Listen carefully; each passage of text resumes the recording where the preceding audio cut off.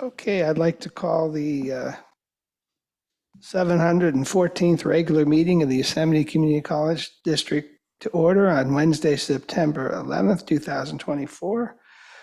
Could you please call the roll? Trustee Beggs, I am here. Trustee Garrett, Present.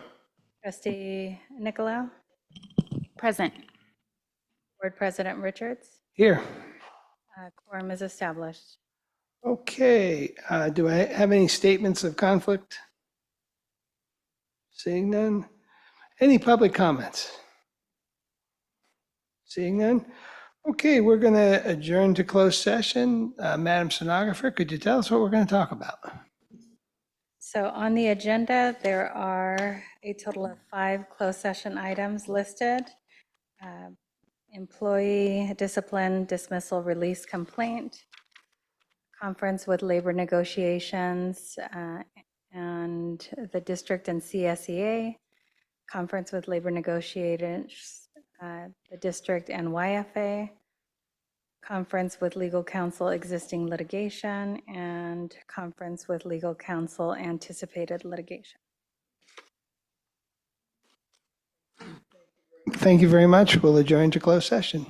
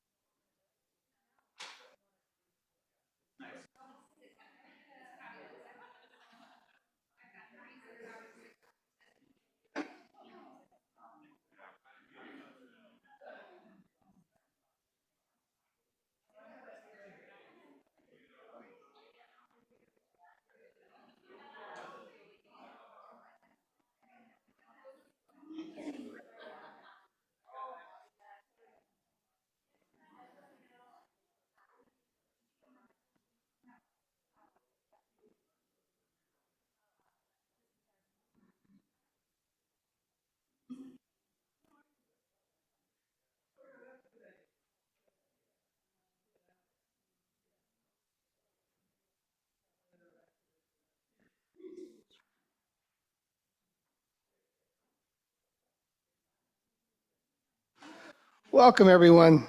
Want to reconvene this, this meeting. Nothing important, closed session.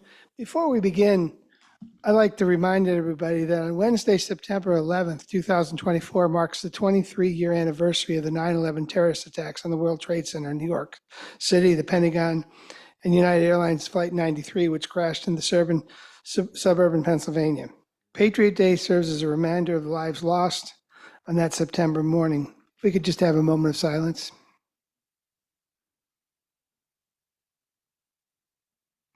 Thank you. Trustee Beggs, would you lead us in the pledge, please?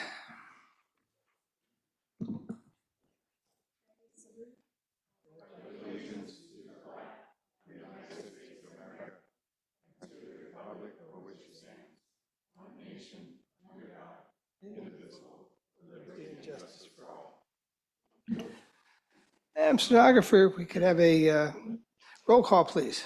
Student trustee Gustavo Castrejon. Present. Thank you. Trustee Beggs. Present. Trustee Davis. Present. Trustee Garrett. Present. Trustee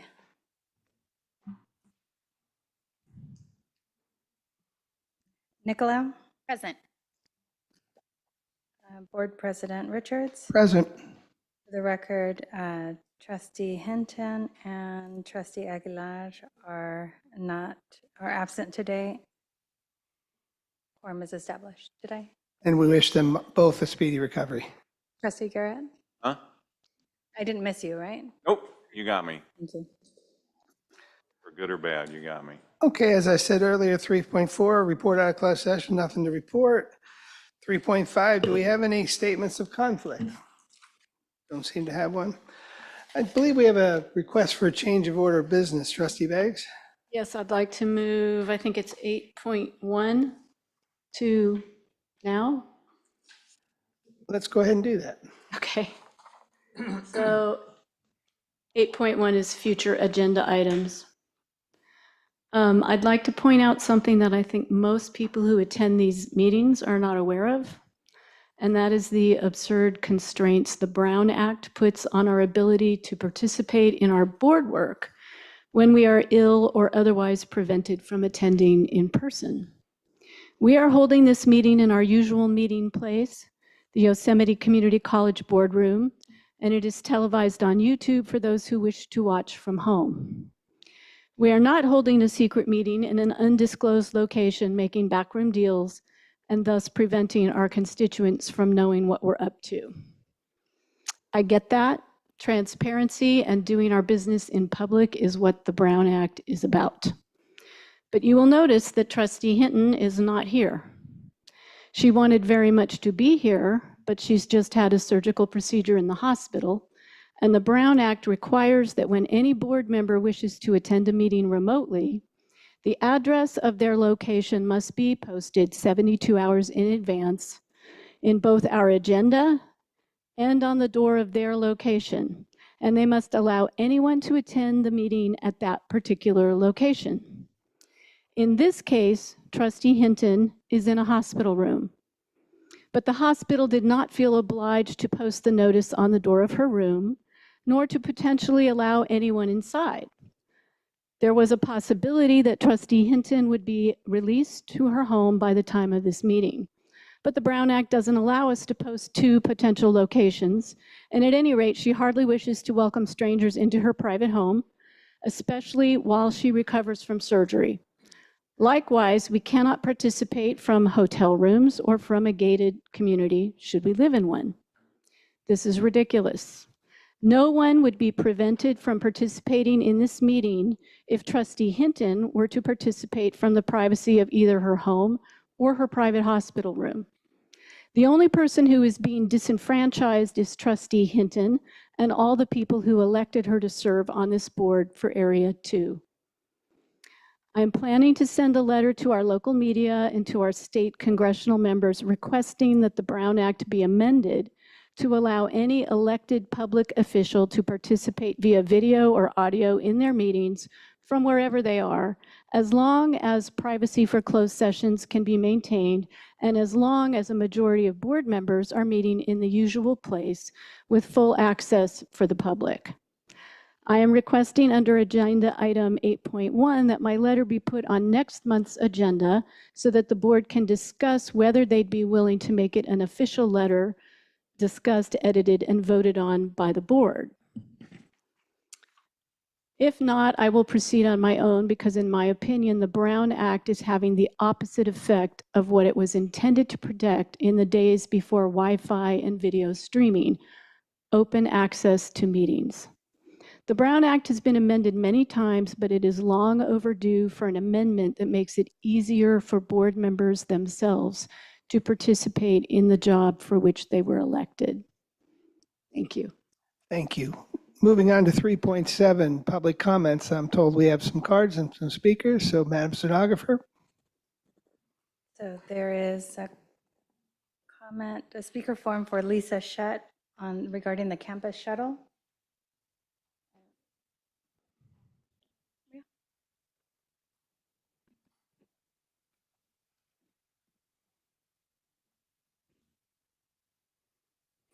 Evening, everyone. I'll lower this a little bit. Yes, my name is Lisa Shutt, and I work here on the West Campus in the Child Development Department. And I just wanted to come up and talk about what a wonderful start to the semester we've had. We have many more students on campus than we've had since spring of 2020. So it's wonderful to walk around and see really all day long people coming and going to and from classes, and the parking lots are full, and it's been wonderful to see. Unfortunately, with this increase in students on campus, it coincides with our lack of shuttle in between both campuses. So as you know, this is the first semester that we don't have our shuttle, and I've had questions from students about why that is, and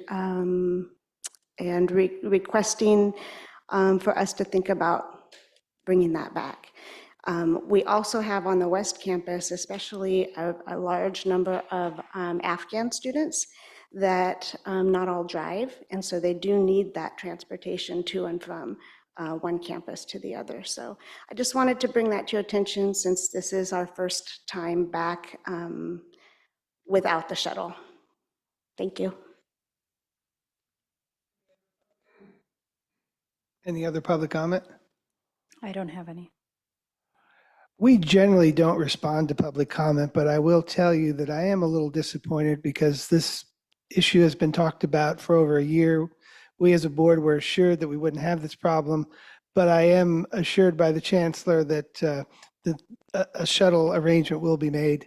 So hopefully by the next meeting, we'll have something done with that. But there were a lot of reasons to do it, but I'm told we didn't properly communicate to our students. I apologize for that on behalf of the board. Okay, let's move on to board committee reports, 4.1. First one, we won't have a board policy committee report unless you want to make one. You or Jenny, either one. Do you want to? Nancy's not here. We're not meeting, the board policy committee isn't meeting until October, prior to the October board meeting. So Modesto Junior College, any foundation, any report? No, I'll mention one thing in my board comments. Okay. Pardon me. Columbia Community College Foundation report, Trustee Davis. Yes, you have in your packet an invitation to a celebration of the establishment of the Amy Nilsson Completion Scholarship Fund. It'll be held at the home of Gary and Margie Bolkin on the 21st. If you're able to and that's something you'd like to attend, there's still opportunity to RSVP with Amanda Stevens. It's on the information there. That's it. I want to compliment Trustee Bulkin, who already hit me up for a donation for that, so she did a good job. You bet she did. She did. All of us. She did a good job with that. Okay, anything from the Association of Stanislaus County Schools? Yes, we met earlier Actually, we met on Friday. Just two things to report. One, we had a presentation from a member of the Stanislaus County Sheriff's Task Force on Human Manipulation and Trafficking. And it was a very interesting and informative presentation about the efforts that law enforcement in our county and our cities are taking to combat this crime of human trafficking. And I was just thinking that if there's something that we need for a study session agenda sometime, this would be an interesting one, I think, for you all to hear. One takeaway from me is from that meeting that I didn't understand. I knew that social media was a way to for these call them predators to make contact with minors and those who are vulnerable. Of course, is maybe TikTok we've heard of or Snapchat. But one strategy that we learned is that through games like Minecraft and other games, that there are chat rooms associated with those that aren't really monitored by kids' parents and all. They think they're playing, a video game, and it turns out there's a chat, and then from there's an invitation to another, maybe a dark web type of chat room, and from there the manipulation begins. Anyway, very interesting meeting, and the number of arrests that are made, the number of contacts that weren't, I would say, brought to completion because of intervention of law enforcement. We don't hear about, the ones they catch, the ones that are stopped in their tracks. There's quite a few, but it's 24/7, all the time, on the watch out there to address this crime. So that was interesting. The other thing I'll mention about the meeting is that, if you recall, last year they established the Trustee of the Year Award. They've revised the criteria and all, and those applications will be coming out in December and in January. If the board here so desires, we can nominate one of our own to be considered for that award. Thank you. At this time, I'd like to, Oh, pardon me, Board President, if it's okay with you, I Yes. want to hear about the Finance Committee meeting on Monday. I thought that was coming up. It's on page 5. Okay. You I thought you were going to talk about the budget at one point. But no, okay. Well, I'll talk about a little bit about it now, and if anybody has any specifics. Okay. So I'll be brief, I promise. It's okay. The Finance Committee met on Monday, September 9th. The usual and customary items were discussed, but I want to point out something right out of the gate, and that is, we're one of the few community colleges that is actually seeing growth in student enrollment and in our programs, and I really want to give a shout out to Modesto Junior College. They've set a high bar for themselves as far as growth in this school year, and I think it's paying off. They've been very creative in what they're doing, and we're seeing an uptick in our enrollment. Now, the downside to that is we don't know what the state is going to do as far as reimbursement, and are they going to reward us down the road for all this additional effort in reaching out to people in our community that want to attain their higher ed goals? That's the big unknown. But I think it's great what Modesto Junior College is doing and all the work behind the scenes to increase your numbers. So thank you very much. The budget, we had a really good conversation about the budget. And yeah, it looks good right now. But the problem is, we've got some hurdles down the road as far as our costs going up. We've got retirement costs going up. You've got the potential for PERS to go up to almost 30% of payroll, which is huge. You've got STRS is you sort of hear, yeah, we're not going to go past roughly 19% of payroll, but they have the statutory authority to go up to, Trevor, about 21%. Yeah, so an increase of 2%. So these are huge when you start baking that into your budget. And going back to the prior conversation about the colleges trying to achieve their higher ed goals, that puts a real downward pressure and strain on those institutions to be able to achieve what they need to do. So we need to be cautious moving forward. We had a good discussion on our other post-employment benefits trust, which I think we had a good conversation about the returns and whatnot we're getting off of that. And I won't bore you with all those details, but I think we had a really good productive conversation about that. And we're going to look into some other opportunities with respect to that. And that's really all I have, unless anybody has any more questions. And I will admit that as usual, I skipped him. I made mistakes, so hoping to get better at that. It was not done intentionally, I know that. Correct. Okay, we're very pleased now that Professor Tori Shrimp is going to talk to, Shrimp, not Shrimp, sorry, is going to come up and talk to us about our wonderful communications program with the very successful speech and debate team. Right, And I blame Brian because he said, don't say shrimp. So it was his, so I'm going to blame him for that. no worries, no worries. Thank you so much. All right, well, as you may or may not know, the speech and debate team at Modesto Junior College has over 100 years of history, and it continues to be integral to students' success today. My name is Tori Shimp. I'm the Assistant Director of Forensics, and I'm here with former competitor Eve Dowdell and current MJC student. And today we're going to talk to you a little bit about some of the successes, contributions, and benefits of this program at MJC. So the team's history of competitive success continues with students today. In recent years, MJC has won numerous accolades at the national level in addition to the various individual awards that students have won. In 2024, the team earned the Bronze Debate Sweepstakes Award. In 2023, Tristan Seha and Sindel Hillis received the prestigious Bossard Twohy Fellowship Award at the national tournament. In 2022, the team earned Silver Overall Sweepstakes and the Mariner Perpetual Sweepstakes Award, which was a real testament to 5 decades of commitment and passion from coaches and students at MJC.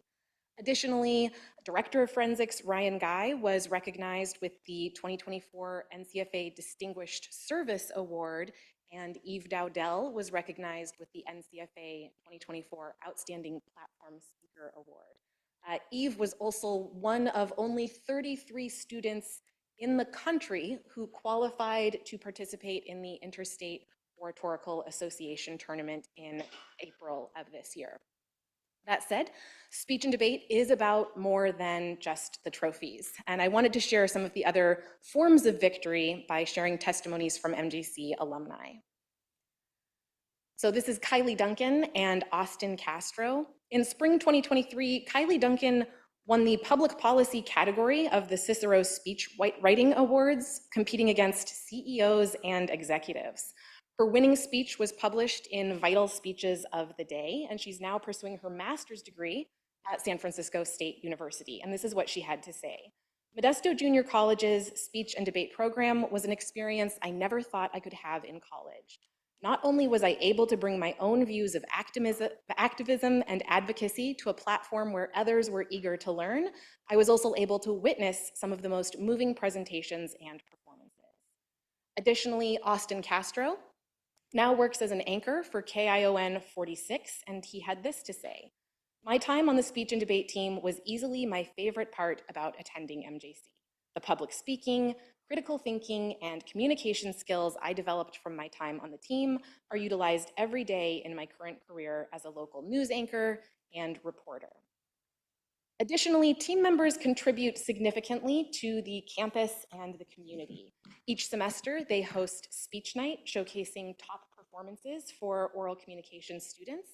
Many of them volunteer for Welcome Day, lead Constitution Day debates, and run an intramural tournament for introductory speech students, as well as volunteering as judges at local high schools. So these students embody compassion, civic engagement, and service, continuing MJC's exceptional legacy as an institution. I'm now going to turn it over to Eve Dowdell to speak with you about the benefits. Thank you, Tori, and thank you again to the board for the invitation to come tonight. So when thinking about the benefits of participating in forensics, I have of late referenced them as the 3 S's: skills, supportive, and social. The first S is skills. It's no surprise that when one competes in speech and debate, they're going to gain speaking skills. However, this first S looks further at the variety of skills that one takes away from speech and debate. Whether one gains research skills by writing a persuasive speech or gains conflict resolution skills by engaging in a debate, each area of speech and debate offers a specific set of skills that students can attain. For example, in February, I was invited by the National Academy of Sciences to work with them on a public forum that they hosted discussing out-of-school programs. I practically employed every single competency I learned from speech and debate. I was even invited to come and serve with them for a second time. The interpersonal and speaking strategies that students collect are numerous and invaluable. The next S examines the support that students receive through their time in forensics. I rarely skipped tournaments, but I did not just leave the tournaments with trophies. I left with dozens of connections with coaches and students from other campuses. These connections with students and coaches can blossom into opportunities at NJC and beyond. For example, I am currently in my gap year for forensics. However, I have already connected with potential coaches at CSU and other four-year universities. CSU Fullerton in particular has already assured me that I will receive internship and scholarship opportunities for my experience. As you can see, there are both short-term and long-term benefits that students receive by participating in forensics. Last but not least, the final S looks at the social outlet that is forensics. I myself am a social butterfly. I was once referred to as a social tiger, which equates to I need a social outlet. I received that and more through forensics. These connections that I developed a tight-knit group of friends through long van car rides, late-night dinner runs, and hotel room celebrations. These friendships extend beyond just my immediate team. The connections I made with students and coaches are some that I still maintain to this day. So even if students aren't a social tiger, they still find a home amongst their forensics family. When recalling the benefits of speech and debate, just keep in mind the 3 S's. Students gain skills, students receive support, and lastly, students have access to a social outlet through forensics. These 3 keywords are a great reminder to describe the benefits of speech and debate. With that, I want to say thank you to all of you for the opportunity to speak to you, and have a good night. Any questions? Thank you very much. Now we're going to have a presentation on the strategic plan progress report, and Chancellor Young, you're going to lead us in that.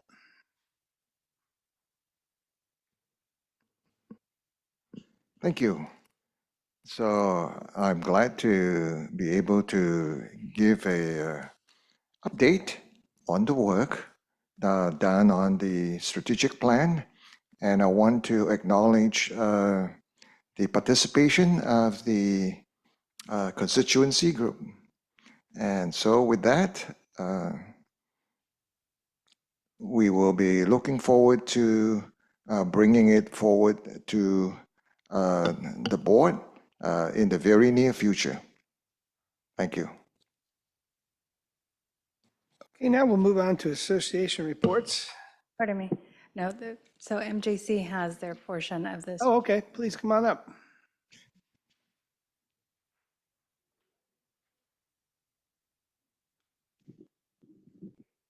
Hi. I'm glad you guys got to hear about the speech and debate team. As a former speech and debate team member, it's really exciting to hear that you guys get to hear those benefits. Before we get started, I just wanted to briefly reintroduce myself. My name is Katerina Grassi. I am the Director of College Research and Planning at Modesto Junior College. I am new to this director position. I started in May of this year. However, I have been at MJC for 3 years in November, serving as a senior research analyst prior to this. I wanted to take a quick minute to acknowledge my teammate, Amanda Cannon, who helped me with gathering all of these metrics. Her help made a huge difference and definitely prevented me from pulling out my hair this summer. So props to her. I would also take a second to invite my fabulous co-presenter to introduce himself. Good afternoon, Jose Rocha, Dean of Special Programs, and thank you for this opportunity to share a lot of the great work that's happened in MJC and the work that Kat and also Amanda put together for this presentation.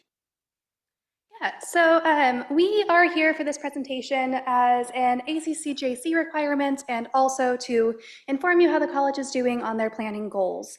This specific presentation is based off of an ACCJC core inquiry that we were provided saying that, hey, we want to know how you do your reporting process for the progress reports that you said you were going to do. Since we didn't have an opportunity to do that after the ICER was written, this is our opportunity now. So enjoy the ride. For each of these goals, there will be 2 different areas. We will focus on improvement and we will also focus on focus areas. In order for an objective to be considered improving, it'll have to have at least a 2% increase. So keep that in mind. First, we're going to look at goal A, student success. This covers things like course success, retention, transfer, those types of things. Where we are improving, first is in the persistence rates from fall to spring. There has been an increase in fall to spring persistence rates by 4.9 percentage points, up to 69.6%, which is fantastic news that we are going up in that area. The other area where we are improving under goal A is increasing our ZTC and OER course offerings. We have increased the ZTC sections we offer to students by 3.6 percentage points, up to 37.5%. Our focus areas for goal A include the percent of CTE students who complete 9 or more units in their first year. Currently, this has increased, but it has only increased by 1.4 percentage points and is only at 12.62% right now. So that is a recommended area of focus, as well as the portion of degree and transfer students completing both a transfer math and English course in their first year of enrollment. There was also an increase here, but it was once again just a 1.8% increase in the number of first-time students who complete both math and English their first year here at MJC. Goal B is focusing on strengthening our college. This is where we'll look at data metrics on things like campus climate, our FTES, our financial stability, and the like. Could I ask a question? Going back to, you said that there was a 1.8% increase in the number of first-time students completing transfer level math and English in their first, from where? I mean, how many? Yeah, so if you look at the strategic plan progress report that's in your packet, under goal A, I believe it is page 7. You can see that it increased from 7.5% to 9.3%. Okay. Yes. I'll have a question when we get there then. Thank you. Are these tracked annually or every 2 years? They are tracked annually.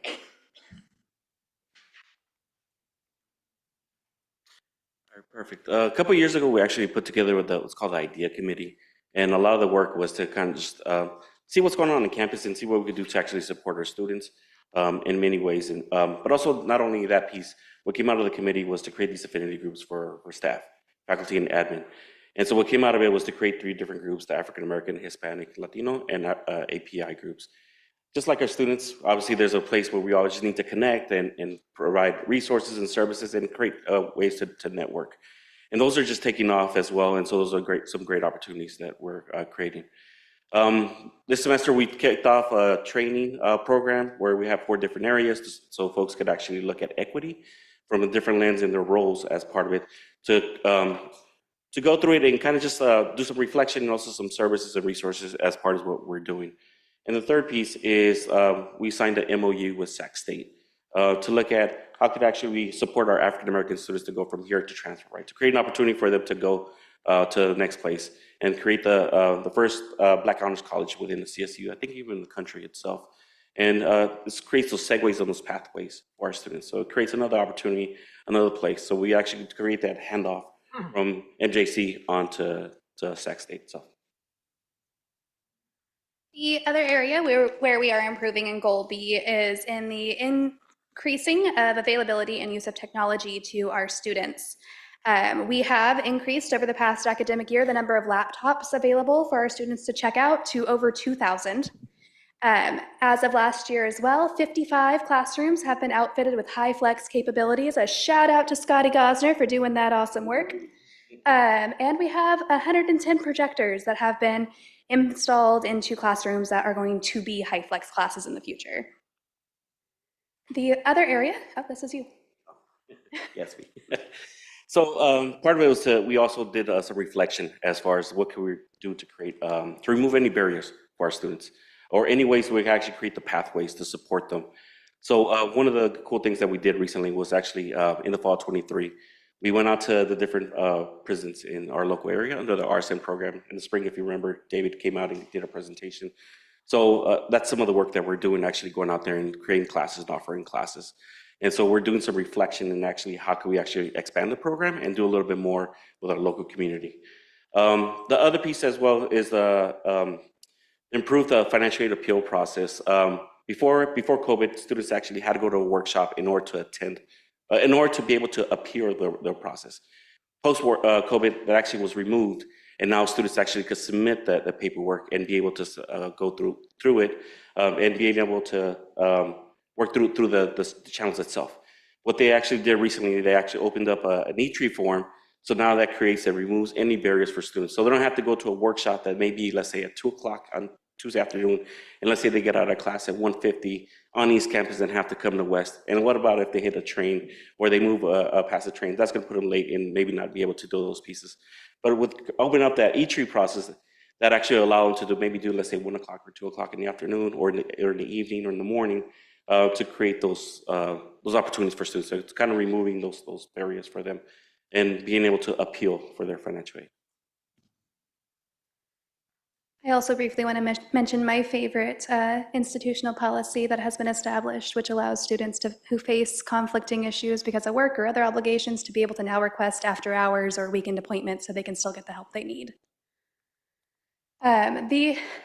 Under Goal B, there are 3 main focus areas. The first is that MJC currently does not maintain a consolidated calendar of accreditation and governance timelines.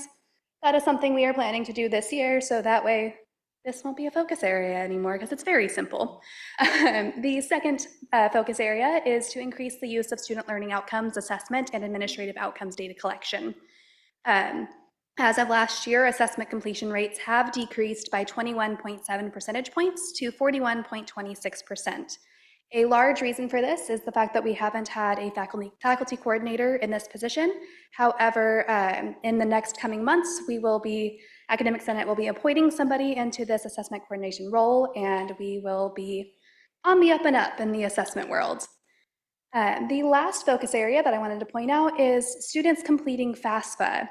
As of last year, this number did decrease by 3.8 percentage points to 55.97%. However, we do know that the Department of Ed was dealing with its own issues during this time, and that is most likely a good chunk of that decrease. And so we're going to look at this next year again and see if this is an us issue or if it was a Department of Ed issue. And then going on to Goal C. Goal C focuses on community partnerships. So this is all external stuff, how we're engaging with the community, any partnerships that we have going on, and encouraging prospective students to come to MJC. The areas where we are improving in Goal C are increasing the number of community entities that we collaborate with. As of 23-24, MJC currently has CCAP agreements with 20 high schools in the area. It will be 21, assuming you guys approve that CCAP agreement tonight. And then we also have the School of Public Safety has an active partnership agreement with Modesto Fire for the fire science program, which is awesome.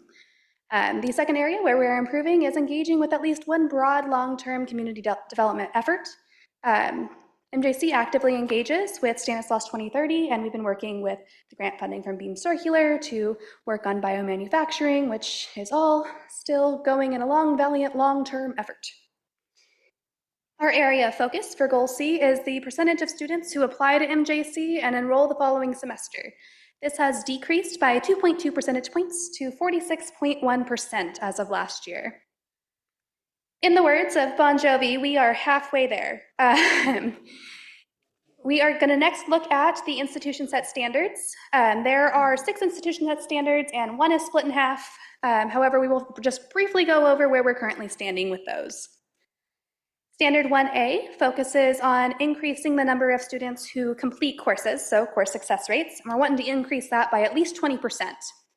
As of this year, we have increased this percentage rate from 66% to 69.1%, so for a grand total of 3.1, which is a great move in the right direction towards increasing by 20% over the next 5 years is the time that we have to achieve that goal for. The next 4 years is the time that we have to achieve that goal, so we are well on the way.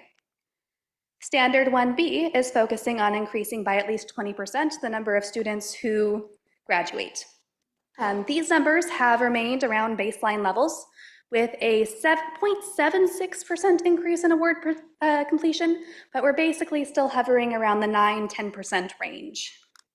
So are you separating part-time students from full-time students? How is this calculated?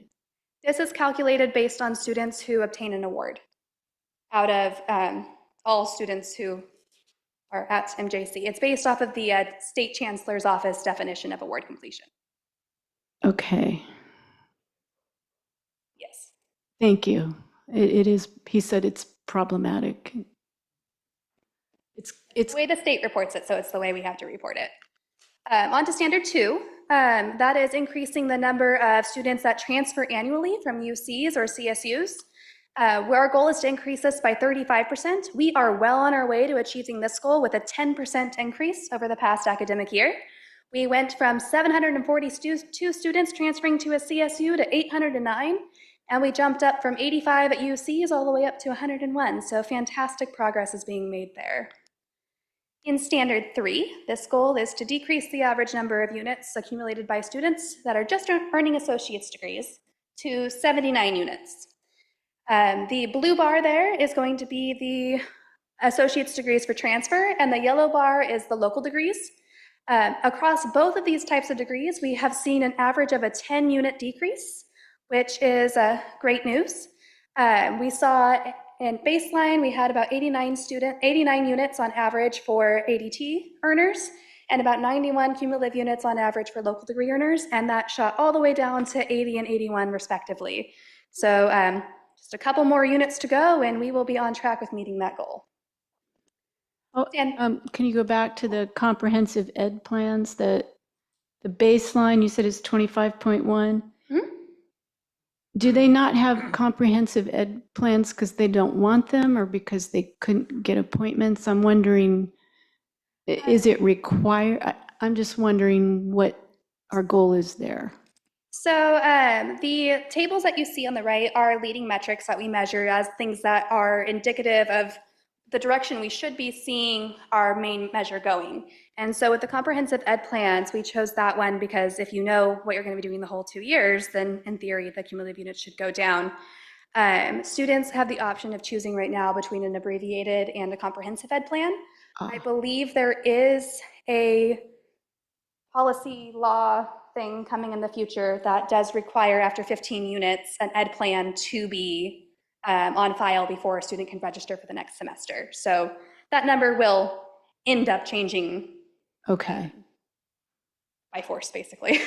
I believe it's AB 928 or something like that. Okay. And that's that's exactly what Kat was mentioning, to get students on pace. Yeah.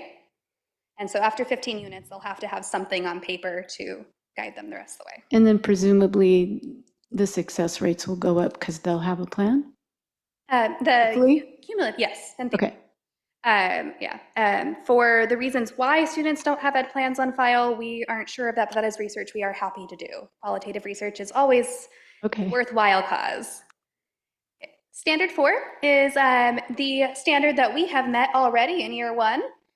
This is based on CTE students who report being employed in their field of study, and we want to increase that to 76%. We did it, woohoo. So our goal now is to maintain this and increase this. We will be monitoring over the next 4 years to make sure that that is being done. And yeah, we're excited that we've already crossed off one thing off our to-do list. Great. This, yeah. Well, a comment, and maybe this one's for President Sanders. I'm not familiar with this CalJobs eligible program provider, but I see we're not currently listed. So perhaps as a future agendized item, we can learn more about what that is and if it should be a goal of ours in the future. Yeah, the CalJobs eligible program provider list is a list that is done with, I believe it's workforce development. There are very specific requirements that a college has to meet to be able to have those programs, and there are very specific reporting requirements with that as well. I do know that the state's chancellor's office is currently working with CalJobs to kind of coordinate the reporting on behalf of all colleges in the system to make it easier to be able to be eligible and be on the list to be able to have those programs to help our CTE students to graduate and be employed in their field. I believe that is happening. I know that's happening this year. I don't know if it'll be done this year, but I know it's happening this year. Standard 5 is a lot of text. I'm not going to read it all to you, I promise. What I did want to focus on is the idea that our standard is focusing on reducing equity gaps in standards 1 through 4 by 40% over the next 5 years and to fully close those gaps within 10 years. We have made monumental strides in standard 1A, which is course success. Specifically, our African American students' course success gap has decreased by 40%. Our American Indian, Alaskan Native students' course success equity gap has decreased by 56%. And our Hispanic Latinx students' course equity gap has decreased by 45%. That is really, really close to being halfway, if not over halfway for some of those populations. And that is great news. We're not all the way there, but we are making fantastic progress. And we are excited to see what it'll look like next year. There are some, along the rest of these, there's some areas that we have seen new equity gaps emerge. However, we will be monitoring these new equity gaps over the next year to see if that is a persistent problem or if it was just a blip, because blips happen sometimes. That's a question. So on the gender equity, I noticed we call out the non-binary students, but is there data on cisgender students, and are we having? Yeah, so I'm looking for that. So the data here is just on either gaps that did exist and have decreased or new gaps that have emerged. We do have on our MJC website the data dashboard called Disproportionate Impact. If you go there and go to the second tab, it'll show you everybody's current success rates and if there's disproportionate impact there. I got you. So let's say I don't want to do that for right now, but I will. There's not a gender gap that is called out by ourselves. So for men and women, they currently do not have any equity gaps. The equity gap is only with our non-binary students at this moment in time. Thank you. That's interesting to me because the enrollment data might suggest there's an issue. So the way that disproportionate impact is calculated is, for example, if we take men and the metric is course success, we will measure the success rate of men compared to the success rate of everybody except for men altogether combined. And then we have some magic statistical stuff that I don't remember off the top of my head, but the computer makes it work. And then it will tell us if there is a statistically significant gap there. And it'll tell us how many more student successes are needed to make that gap disappear. And so through those calculations that are being done, there is no statistically significant difference in the course success of men compared to everybody else in the population. All of you. Standard 4 equity gaps, we currently do not have measures on that because it is an external data source and we don't have the student level data yet, but as soon as we do, that will be updated with our equity gaps there. There is also a standard 6. However, the chancellor's office decided this was a great time to update a dashboard that lets us compare colleges. So I don't have that data yet because the data does not exist anywhere on the web. But once that does exist, then we will have that for you guys as well. So going back to what Trustee Davis was talking about, do we have equal numbers? I know you're talking about success, but do we have equal numbers of male and female students? So the way that no, we do have less male students than we do female, but the way that the calculations work for these specific metrics Right. Because if you were measuring disproportionate impact in terms of enrollment, then sure, there would be something there. But if it's on a student success metric such as Yeah, success, I get it. then yeah. So we don't care about the lack of male students. Care about it. It's just not one of the standards. Not one of theirs. Okay, thank you. That's what I thought. And so to look at as a brief review of the discussion, the notable achievements, our CTE students are obtaining jobs in field of study. Our fall to spring persistence rates is at 5 percentage points. We have increased technology access. We are reducing barriers for our students, and we are decreasing equity gaps in course success and award completion. There are 6 recommended areas of focus for this upcoming year. The first is first-time CTE students completing 9 or more units in their first academic year. The second is transfer-level math and English completion in the first year.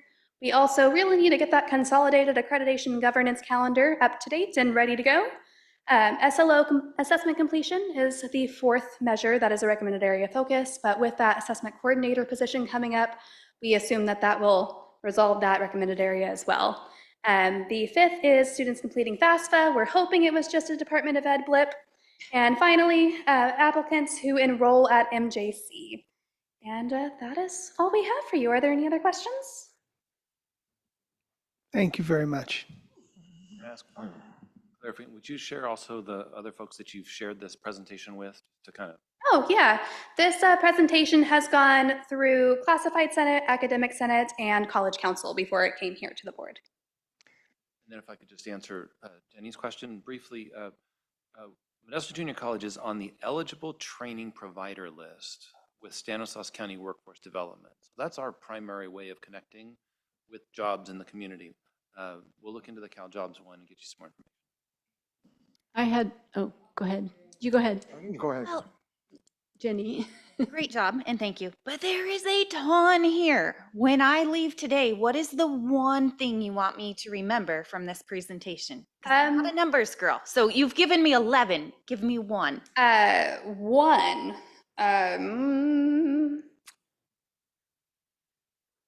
One, I think, would probably be transfer level math and English in the first year. The completion rates there's a lot going on. I don't know what the reason is that our students aren't getting there, but that is a very low percentage, even if there is an increase there, and I think that is something that we can focus on. The other areas of focus are also very important, such as the 9 units in the first year, because if we can't get our CTU students out and going with their certificate or whatever it is, then they're not going to be able to get a job in their field of study at that any faster. Yeah, I think those are the 2 that don't seem to have a pretty quick resolve. So, yeah. Well, you hit exactly what I was concerned about, and I mentioned it at the beginning. The 1.8% increase in the number of first-time students completing transfer-level math and English. And what I'd like to know is, are they not enrolling in it? What percentage of the students that are in that category are enrolling in those classes? And then what's the non-completion or failure rate? I mean, I assume some kids are dropping, some are failing, but for whatever reason they're not completing. That's such a low number. That's really concerning to me, and I'm glad it's concerning to our institution as well. Yeah, that's definitely something that we can get to you if you are interested in those numbers. Yeah. From a special programs lens, a lot of our programs are offering that English component. So for example, our Puente program, which is tied to our English and also a college skills class, we're having conversations on how could I actually tie that math component to it, not only with them, but also other programs. And we're going to start looking at piloting some of those pieces to kind of see what we could do. So special programs, how can we actually support our students, our most marginalized students on campus, and making sure that they complete? Because this is the first year. So some students may take it a semester after or afterwards or whatever the case may be. So this measure just only looks at that piece. So what could we do as a program or programs to create those segues for them? And then if it works, if you can scale it up, because I'm on that advisory committee with you. So, yeah. I just want to thank you and your team for conducting this study. And I know a lot of time and effort, have gone into it. I think it shows where we are and areas that we can do better. And it is important for us to keep in mind as we look at the needs of our students, because We welcome all, we serve all, and if there is a need, we will try our best to serve the needs. Well, thank you again. And just briefly, in case you guys did want to go more in depth or look at any of the graphs, this report, not the presentation, but this report that was also attached will have additional data points and stuff like that if you did want to peruse. Thank you very much. At this point, we'll move on to association reports. We'll start off with student activity reports and the Associated Students of Columbia College, Alexander Jukes. No? Okay. He graduated. My apologies. That was my error. So the ASCC is starting off strong this fall with a lot of exciting events and updates. So we finalized our constitution and club paperwork updates so that they run more smoothly and are more coherent. We are having a September Spirit Week coming up, which is really exciting because it's going to be highlighting a lot of important departments on campus that can help students increase their success, continuing on with the fall semester. We are also having an October Spirit Week. We're just going Spirit Week, Spirit Week, Spirit Week. And a lot of Halloween events in general that both staff and students can enjoy. We are also diligently working on outlining timeframes and details for multiple major events in the fall and spring that are annual events that we always do, like our cram night, and we're introducing a new annual one that's the Duck Duck Goose event that was really exciting and a lot of students enjoyed last year. We have a lot of clubs chartering and rechartering, and it's really exciting because there are, I think it's like the biggest increase in clubs and interest in clubs since COVID, and that's super exciting. We had a successful first fall kitchen restock in the student center. So we stock the kitchen within our student center so that hungry students can come in and get food. They can also use the kitchen for cooking food and storing food. And in addition to this, we have our Ponderosa Pantry, which is a food bank that students and community members can use. And just in general, both of these resources have been really important for students on campus. We also held our first event of this semester, which was a collaboration with our Weeks of Welcome committee. It was called our Lunch with Leaders. We held it in the Student Center, and we hosted a pizza lunch, which was a lunch with your leaders, where we had students come and meet the leaders on campus. And we got a lot of students came, and we got some recruits for ASCC, and that was really exciting. We will continue to do our best to help make Columbia a fun and engaging place for all the students for the rest of this academic year. Thank you so much. Next, Associate Students of Modesto Junior College, Ruth Gamboa. Good afternoon, Board of Trustees and Chancellor Young. It is a pleasure to be reporting on the behalf of the Associated Students of Modesto Junior College. For those of you who may not know me, my name is Ruth B. Perez Gamboa, and I'm currently serving as the Executive Secretary for ASMJC. We hit the ground running with the start of this fall semester with various Welcome Week activities. Our team kicked off Welcome Week with a 6 a.m. setup to welcome our students to campus.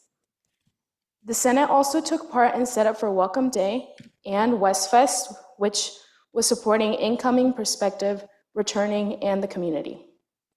The Senate also took part in creating, sorry, I lost my spot. During our first meeting this semester, we welcomed various returning members and new senators to our team, including senators of schools and senators at large. Now, in our third week, ASMJC hosted their first club rush with 12 clubs, and we have 24 clubs currently on campus. Our Club Rush event will be held tomorrow on West Campus between Sierra and Yosemite Hall from 10 a.m. to 1 p.m. Coming up later this month, we have Constitution Day on the 17th, Petey's 103rd birthday on the 19th, and we are planning Spooky Night, which is our community haunted house event. So we welcome you to join us on October 31st. As I come to a conclusion, I would like to acknowledge that ASMJC has been made aware of regarding concerns of the removal of the shuttle bus. I would like to thank VP Sarah Schrader, VP Andrea Wilson, for taking the time to meet with ASMJC executives to address those concerns and the possibilities that are in conversation with Stan RTA. If there are no questions, have a great rest of your afternoon. Thank you very much. Next, we have California School Association Employees Association, Patrick Krebs.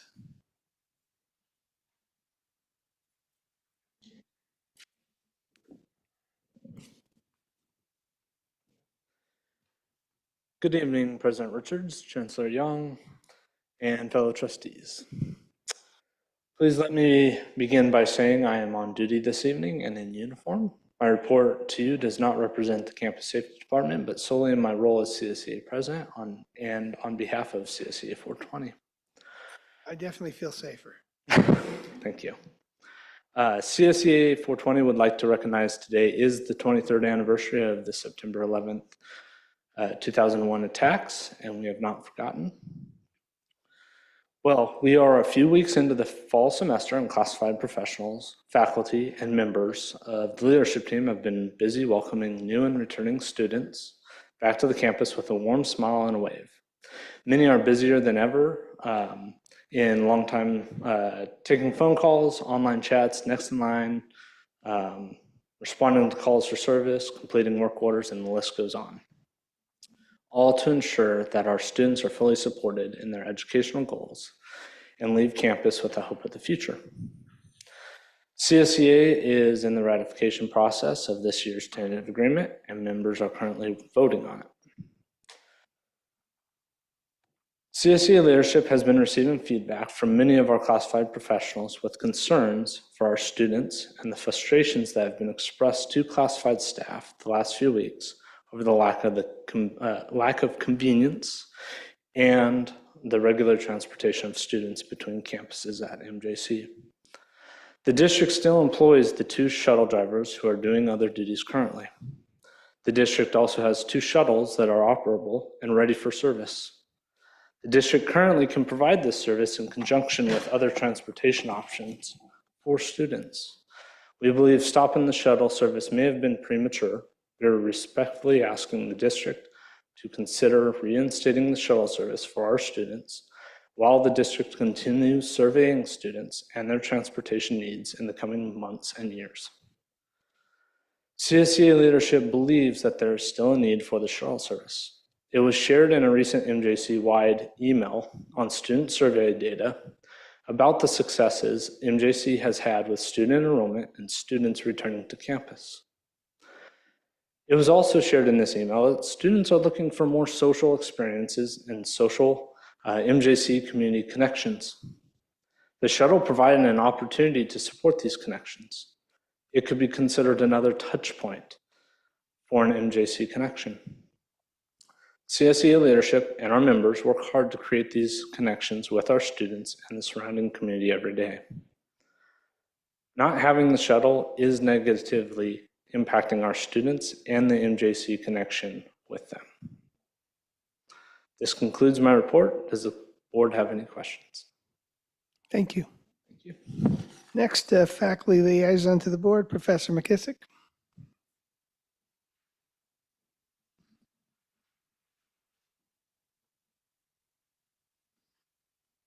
Good evening, and thank you for this opportunity to address you.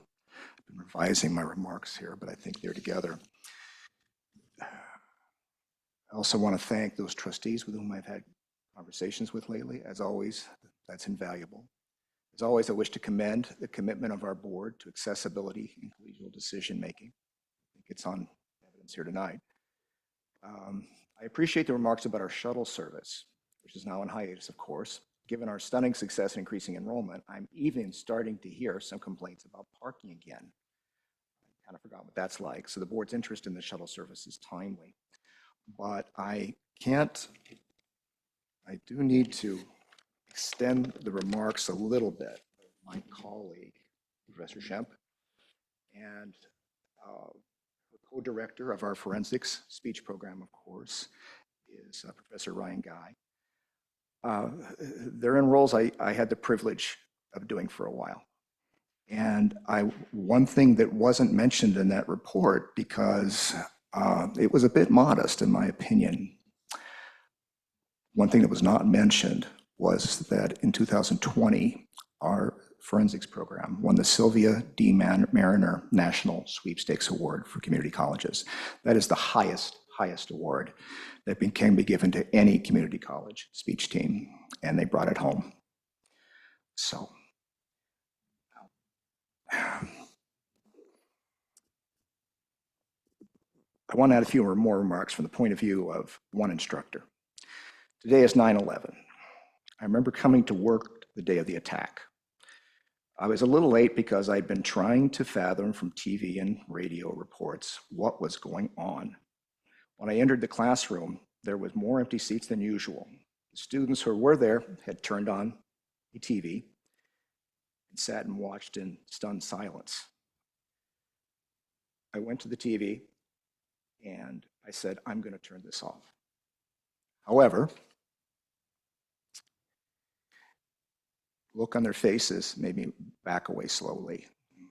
And I said, okay, stay as long as you like or you can leave. I'm going to be in the hallway for anybody that needs to talk. And a few of them did. Now, this is 9/11 again, and today my students were analyzing the presidential debate from last night, which I think is a pretty high stakes event, both from the point of view of our country and all over the world. Why am I bringing up what happened all those years ago? I mean, after all, those students almost certainly have students that are now our college students. We're not the same culture since that happened, especially politically, for better or worse. And I was really pleased to hear my students engaged in analyzing as they were. Here's what I'm getting at. I also am very pleased to hear ASMJC's efforts toward Constitution Day next week. So this is all swirling together in my mind. We focus on preparing our students for the workforce, as well we should, but we must not forget that we are training citizens. And what happens next in our democracy and our country depends largely on what higher education is doing about training citizens. I want to add a quote here from the Center for Civic Education. Americans should also realize that civic education is essential to sustain our constitutional democracy. The habits of the mind, as well as habits of the heart, the dispositions that inform the democratic ethos, are not inherited.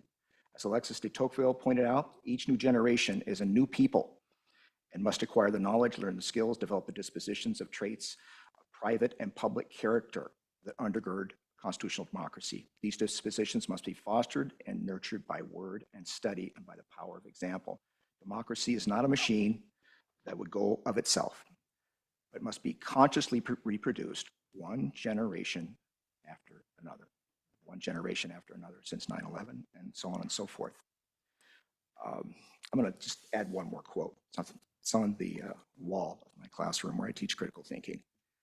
Now, a person could think critically and should about their future in the workforce and all the other things education prepares you for. But here's a quotation from Martin Luther King. And again, it's on the wall of my classroom, and we always talk about it. Education must enable one to sift and weigh evidence, to discern the true from the false, the real from the unreal, and facts from the fiction. The function of education, therefore, is to teach one to think intensively and to think critically. I'm pleased to say my students were exhibiting really good progress in that today. And with that, I'll conclude my remarks, and thank you again. Thank you very much. Now we're on to academic senate reports. Professor Wisenut.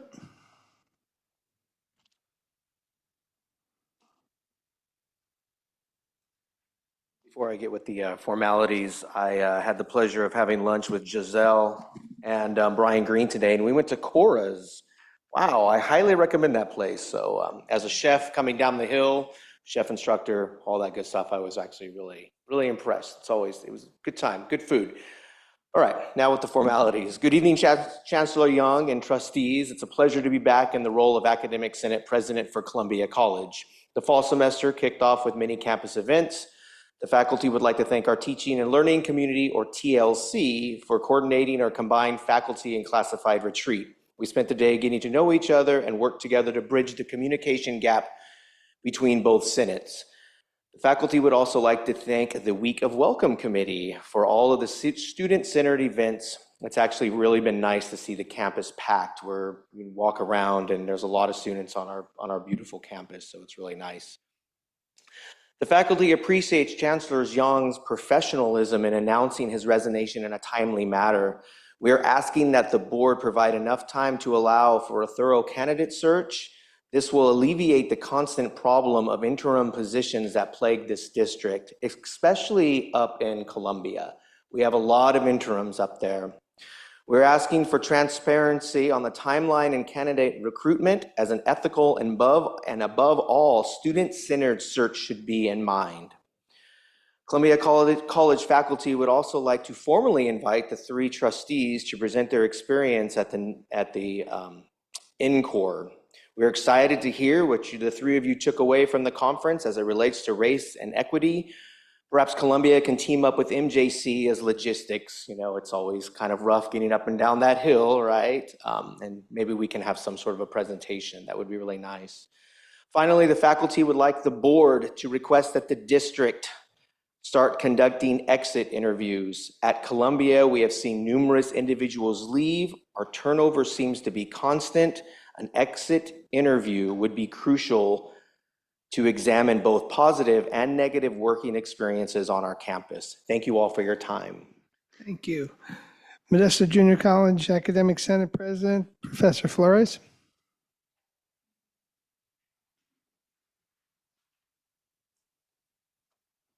Good evening, Chancellor Young and trustees. It has been a busy start to the semester, and it has been a joy to see so many students on campus.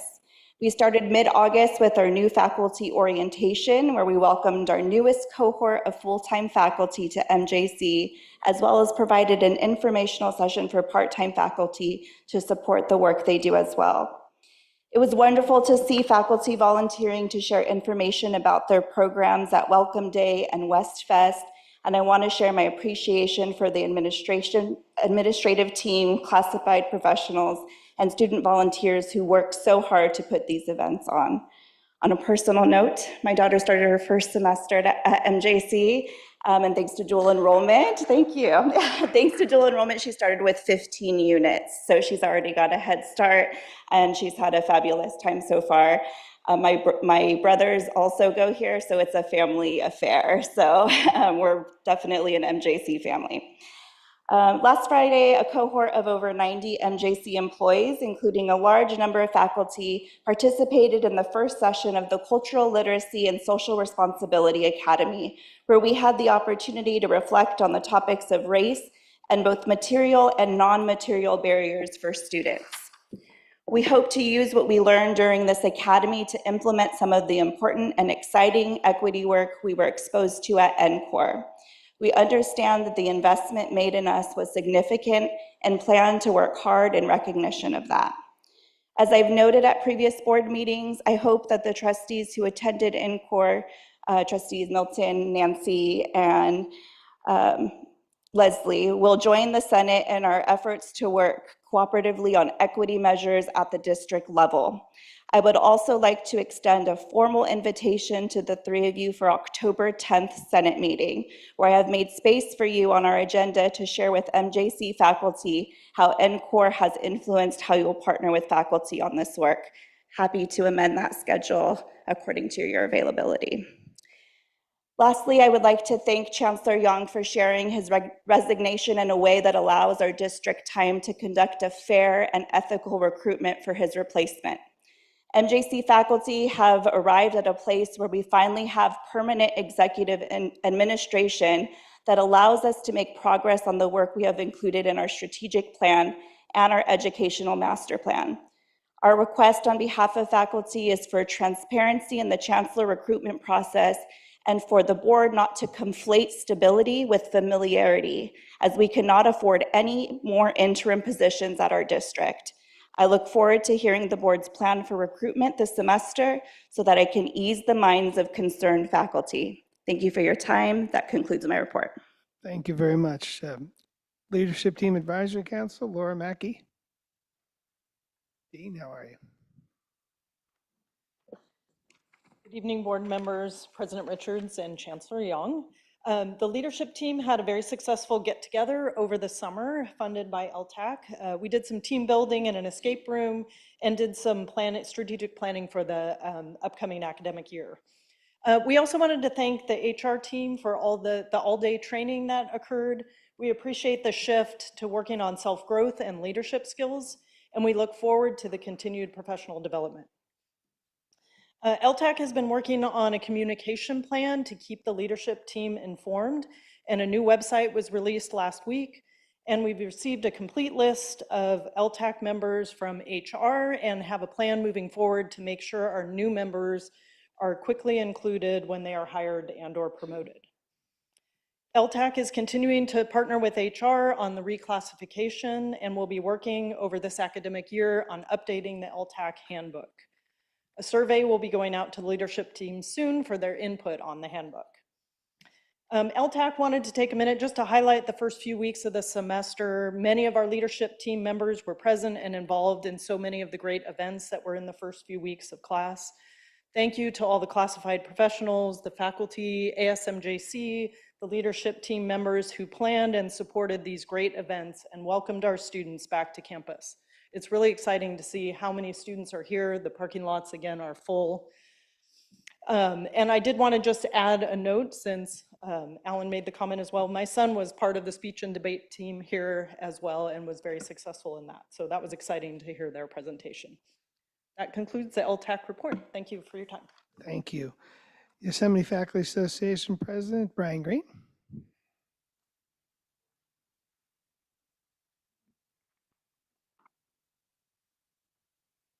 Good evening, trustees, President Richards, and Chancellor Young. I would like to start by saying how much I enjoyed the presentation by the MJC speech and debate team tonight. I know we have limited space on the agenda, but I hope we can find a way to include more student and faculty presentations at future meetings. We have such a fascinating and diverse collection of programs throughout the district that I think would be beneficial for all of us to learn more about. Sometimes I think it can be too easy to get caught up in the dollars and cents or bureaucracy and lose sight of why we're all here in the first place. Thank you for this important reminder. Our first negotiation session is scheduled for this Friday. YFA has been busy preparing, including getting our new team member, Vice President Derek Wydick, who gave the board report in July, up to speed on the issues. We look forward to continuing the momentum from last session when we made so much progress towards our numerous shared goals. In the meantime, we're still trying to put the finishing touches on the recently updated contract. Both YFA and the district have been going over the entire document to fix issues and create a clean, finished product. Hopefully, we can wrap up that process soon. As you know, the district is in the midst of transitioning our mid-month part-time and overload payroll cycles to calendar months. This week was the first pay date with the shortened turnaround time, and while there have been some hiccups reported, I understand the district has been able to resolve them.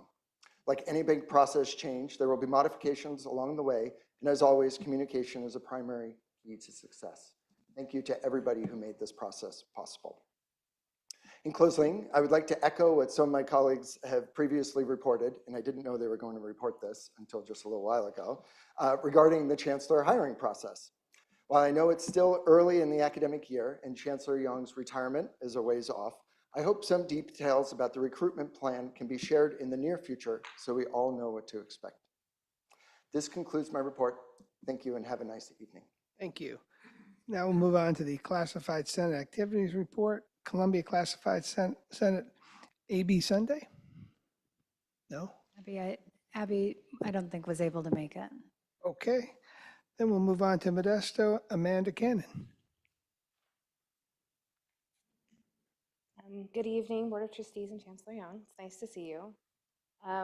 Wanted to start out with positive, which is Caring Campus and classified staff were all over the first week of school and Welcome Day and West Fest. We had 3 tables on each campus, open and staffed by classified staff members for the first 2 days to help students find their way, to help with any registration or class issues, and just a kind word or a smile. And we're really proud of that. We had our first of term classified Senate meeting in August, and there were some questions that were brought to my attention that I needed to research, and research is kind of my gig. So I remember being here and hearing a conversation, and when I went to look for the recording, I couldn't find it. And so I asked for the recording, and we went through the administrative procedures for 2365, and we were told that they are only held for 30 days. And what I'm hearing tonight is just requests for transparency. So although this is very nerve-wracking for me to stand up in front of you to do, I'm respectfully asking you to help us with transparency and consider maybe letting us request them a little bit longer than the 30 days, because all of the historical memory of all of the students, of all of the classified representation, of all of the constituency groups, any discussions on I know that we can see the presentations after the fact. Those are available, but none of the discussion is. None of the questions are. All of that historical memory is gone. So I can't answer the questions of my constituents. All I can say is I can ask. I can bring it to you, and it's not easy to stand up in front of you as a classified member and say, this is a problem for us. We're young. We've only been here in the room since November of last year. And it is beneficial to be able to pull that historical information, and it helps with transparency for people like us to feel like we can go back and be pulled from those conversations. So your request is that the board meetings be up longer? My request is that you consider that, or the administrative procedure of being able to purchase them be available longer than the 30 days. Okay. We'll put that on the agenda and talk about that. Thank you. Thank you so much. I really appreciate your time.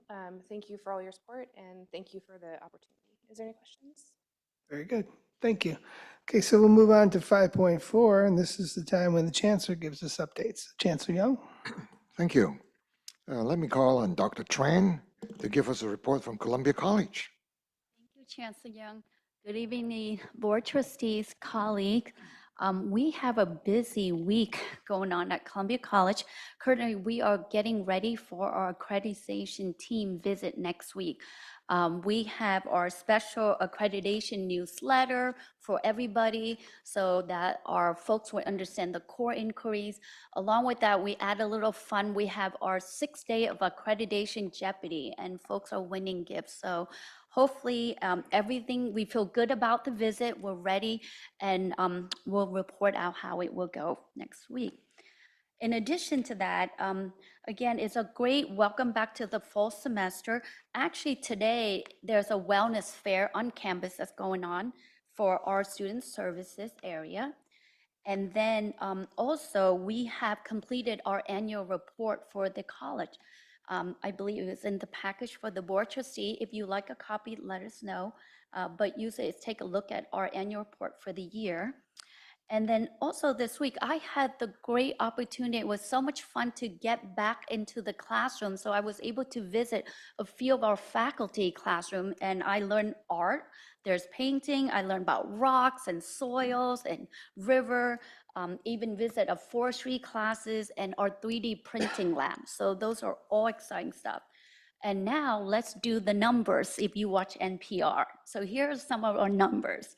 This week, actually, our outreach and retention team, I guess several weeks, but we were able to call more than 3,000 students, again, 3,000 student plus, to re-engage our student, help our student apply, register, transfer to financial aid, get the ed plan, get the counselor. So kudos to our student ambassador who left, and also our retention outreach program.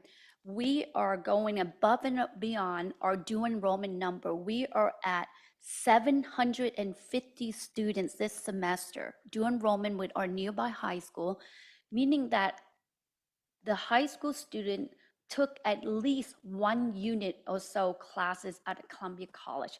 And currently we keep growing for our due enrollment.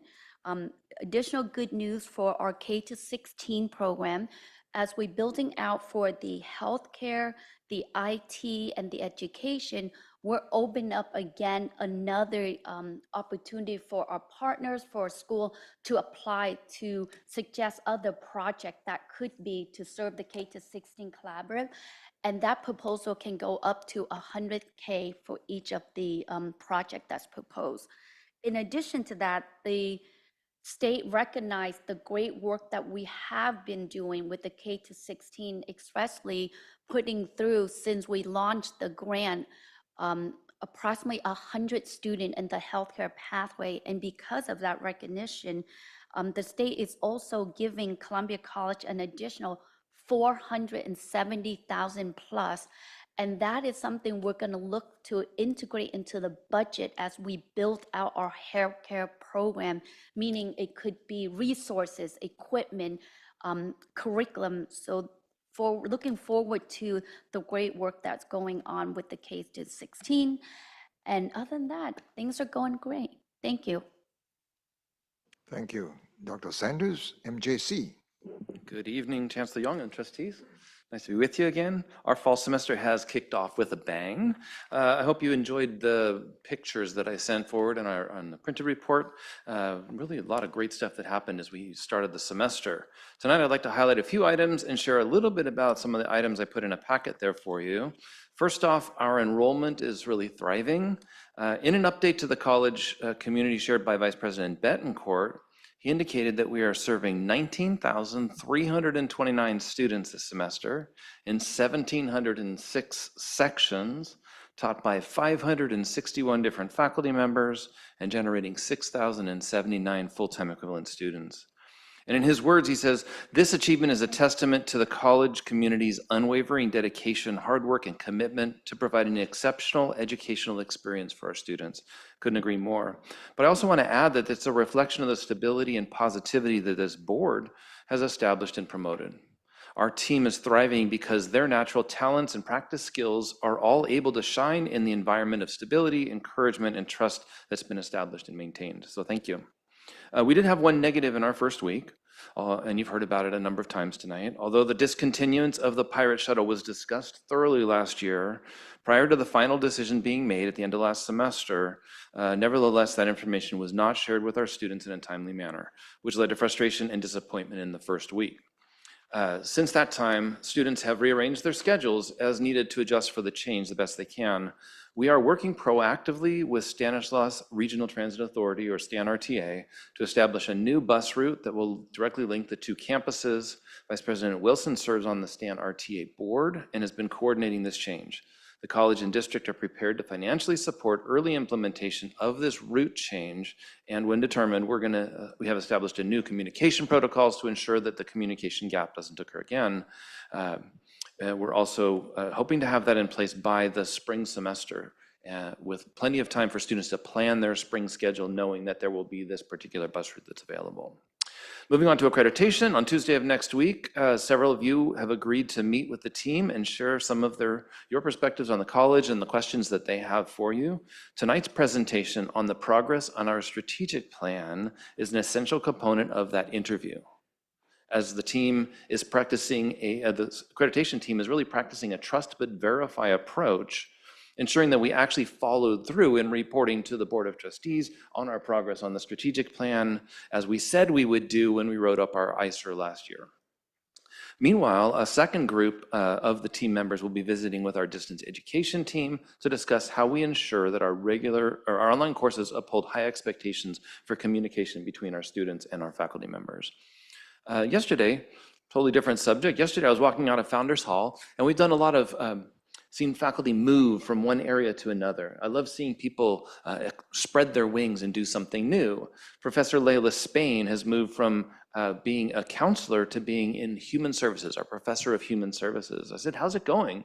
And she said, told me some stuff, and she sent me this in writing. She said, we completed a mutual agreement between the district and the Chemical Dependency Counseling, Alcohol, and Other Drugs Certificate Program with the Behavioral Health and Recovery Services to provide a practicum for students, for selected field studies students to learn effective this last summer. So we're working now with the County Behavioral Health. The purpose of the agreement is to establish cooperative relationships and to outline the responsibilities of the two parties as they contribute to learning for students in the program. After completing their degree or certificate, then, students are hired by the various different agencies throughout Stanislaus County Behavioral Health and Recovery Student Services. So it's just neat to see a professor taking on a new role and really helping that program thrive. Okay, in your packet, I'm going to point a couple of things out. Please join us for the Aces for Athletes golf tournament. If you're a golfer, if not, please hand this to a friend who'd like to be a part of a foursome. It's on October 14th, on Monday. We also want to invite you to the Democracy in the Public Space lecture series. This is a series of 5 sessions that are going to be held on Monday afternoons, where you can come through and hear from a whole variety of folks, including on our first one, probably the highlight here, October 7th, the former Chief Justice of the state of California, Tani Cantil-Sakaye, is going to be giving a talk on government and civics. So we feel really honored and privileged that she's going to be coming to join us. I put in your packet the 2023 to 24 MJC Foundation Impact Report. Trustee Beggs may tell you a little bit more about that as well. But it's really great to see all the investment of community members in our college and in the students that we're supporting. And then lastly, a copy of a new publication called Crop Circles, put out by the MJC School of Agriculture, that really just covers so much of our instructional programs and history, and it's a really rich resource. Thank you for your time. Oh, wait, one last thing. The MJC women's soccer team has just been notified they're ranked number 9 nationally in the latest NJCAA Division III women's rankings. Congratulations to Coach Aristoteles and the women's soccer team. Thank you. Since the last meeting, I want to give you an update of my meetings in the community. I had attended a reception, welcome reception, for the new president of CalStat Stanislaus, Dr. Britt Rios-Ellis at the Del Rio Country Club. It was very well attended by members of the community, especially business leaders. And I had a very good conversation with her. The two of us agreed that we will continue to work closely together and develop additional areas that our two colleges could collaborate with Cal State Stanislaus. Also, since then, I attended the Modesto Sunrise Rotary Club meeting and heard from the registrar of voters explaining about the election process. And I look forward to additional meetings of the Rotary Club. The semester has started and we are hearing good reports from the two colleges. I wanted to share with you that I attended the full-time faculty orientation at MJC, also the part-time faculty orientation at MJC, and we have the MJC CNA pinning ceremony for its summer cohort. I was so impressed that there were 60 graduates in the summer just for our CNA program. And of course, we have work on campus. Some of you have seen as parking lot 108 is going offline for improvements and the addition of another covered parking structure with solar panels. So that is exciting. That concludes my report. Thank you. 5.5 travel report is included in your packet. Now we'll move on to the consent items. I should note that 6.3 minutes of the August 15th meeting is being pulled because there's some further clarification needed. Also like to ask, is there any member of the public that wishes to comment on any of the consent items or remove any? Seeing none. Any trustees wanting to pull any? I'll make a motion that we approve the consent agenda as listed with the exception of 6.3. Do I have a second? I second the motion. And Trustee Castrahorn, we need your opinion on this. Okay. I'll call the question. All in favor, say aye. Aye. Opposed, say no. Motion carries.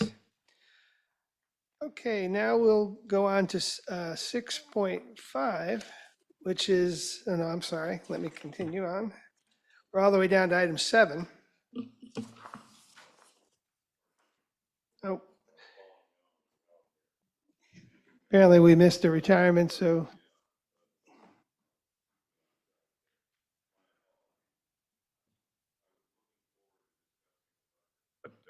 I'll move on to the more important aspects.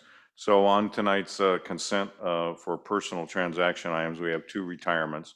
Lee Chang Accurso, Professor of Art Science and Human Performance, and I apologize if I mispronounce that name, but I do the best I can. 29 years of service with the at Columbia College. You know, art is one of those things, you know, I tried painting and doing it, I just couldn't. So I have the absolute utmost respect for people that take this on and go into the art. And they can do it and they can teach it, which is even more difficult. And it's such an expressive, I think you really have to feel it in your soul to take on this type of profession. So I just can't imagine how many lives have been touched and how many people's souls have been altered by this professor of art at Columbia College. With all the best in retirement and after 29 years service. And then Kevin Granados, multimedia specialist, media service information technology, central services, MJC, 10 years of service. Again, let's go back to COVID. All of our smart classrooms, Zoom, trying to reach out to our students. Could not have done any of that without the hard work and dedication of people like this. So I thank Kevin for his hard work and dedication to our district and wish him well in retirement. And thank you very much. And my thanks to President Sanders for keeping me on my toes. Okay, moving on, we're going to talk about the budget. And I should mention that we do have a finance committee, which consists of Trustee Garrett, Trustee Davis, Trustee Aguilar, and they spend a lot of time on the budget. So by the time it gets to us, it's pretty well flushed out.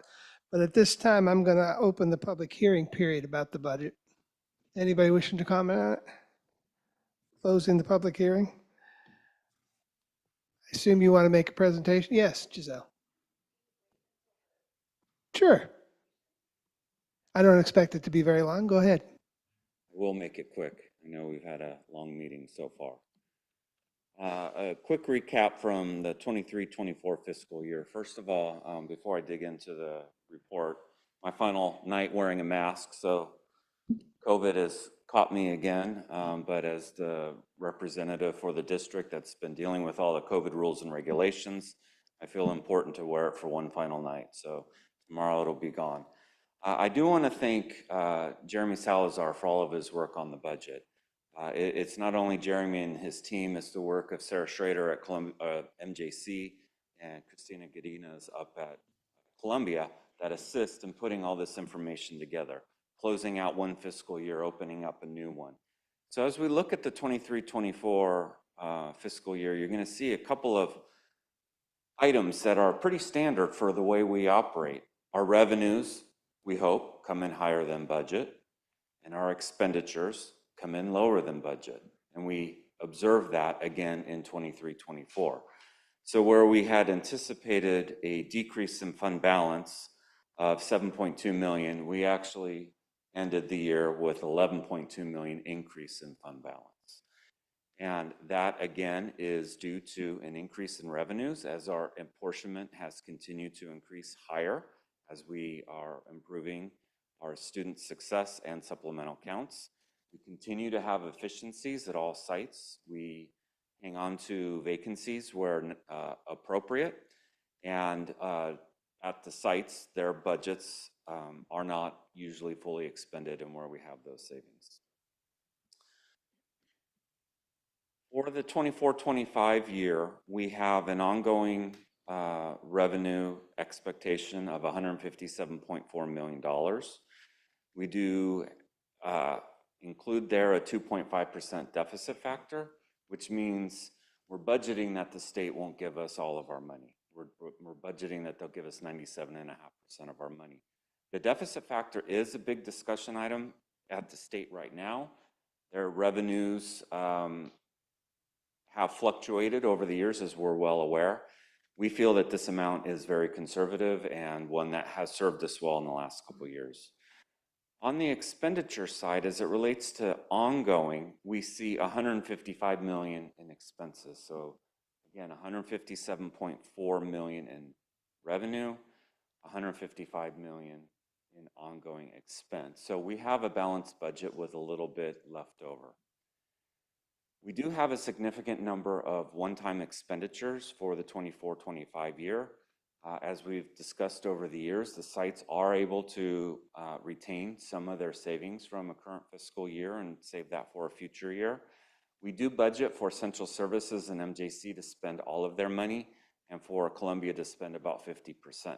We don't expect all the sites to spend that, and so I can tell you that we will have savings here, which means even though we are projecting to spend down our budget, it is likely in 24-25 we'll have a similar scenario as we did in 23-24. To highlight just a few more of those one-time allocations, as the Columbia College has taken over the dorms, it is important to meet the ADA improvements and to provide the students up there that are living in those facilities with updated and improved equipment and facilities. So that $2 million is a small amount to the overall amount that we'll need to have at some point in time, but we felt that that was important to put in. We also have allocated to MJC some one-time expenses for them to maintain their schedule and take care of some operating expenses. So again, we see our ongoing expenses in line 3. We add in some one-time expenses, and here I'm projecting to spend down our reserves by about $13.5 million. Ending at about 31.5%, which is just slightly over our board required reserve of 2 months worth of expenditures. And this slide kind of reminds us that there will be continued efficiencies and savings at all sites, which will allow fund balance to end higher than presented. We do have a lot of conservative features within our budget that make sure that we don't overexpend. Future revenue is trending positively as FTS continues to recover. And I wanted to say something as we were getting that data from Katerina. And one of the data points to get us extra money is students completing their first year English and math. And so with that number being so low, I can imagine, I'm telling Brian across the room, the dollar signs. So it's neat to see that there are other things that we could be working on at the colleges that will help drive additional dollars to the district and the 9 CTE units. So I went through that quickly within board finance. We talked about, to a certain degree, the entire budget document. So if there are any questions or comments on the presentation or the entire budget document. Okay, before we do that, at this time, I will open the public hearing. Are there any comments from the public or questions? Please come up.